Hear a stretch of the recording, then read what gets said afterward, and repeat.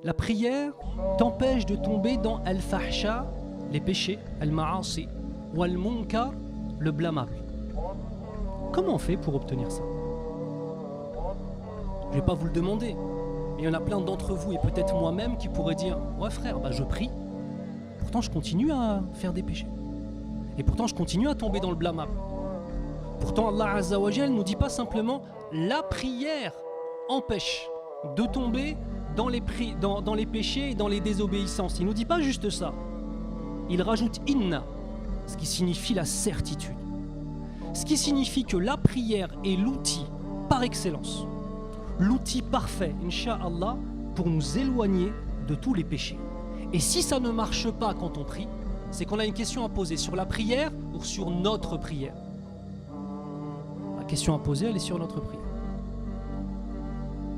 Et une personne qui prie et qui cesse de prier, et qui reprie et qui recesse de prier, il y a plusieurs causes à cela.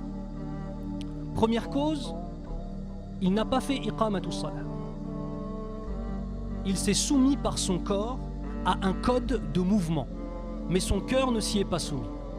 Donc, à partir du moment où il y aura la moindre épreuve, que va-t-il se passer? On va tout lâcher. Cette personne-là, elle ressemble à un arbre. Imagine-toi un arbre qui est en bonne santé, un chêne. Il y a une voiture, allez, on va dire une Twingo, elle n'est pas trop costaud. Une Twingo qui rentre dedans. C'est l'arbre qui se casse ou c'est la voiture? La voiture. Pourquoi? Parce que l'arbre, il a des racines et parce que l'arbre est plein à l'intérieur. Il y a un vrai tronc, croyant. Pardon? Il est solide, exactement. Imagine-toi maintenant un autre arbre que tu vois à l'extérieur. Pareil, il a l'air grand, il a l'air beau, il a l'air fort.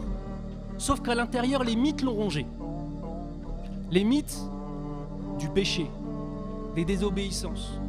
Et non pas d'une soumission totale à Allah Azza wa Jal, mais simplement le fait de faire 3 ou 4 mouvements dans la journée.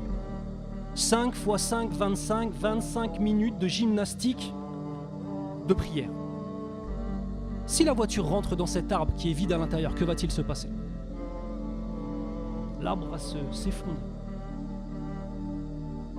Allah Azza wa Jal ne nous ordonne pas simplement, les frères, de faire des mouvements. Allah Azza wa Jal nous ordonne de faire en sorte que ces mouvements soient une porte pour nous vers le fait de s'élever vers Allah Azza wa Jal.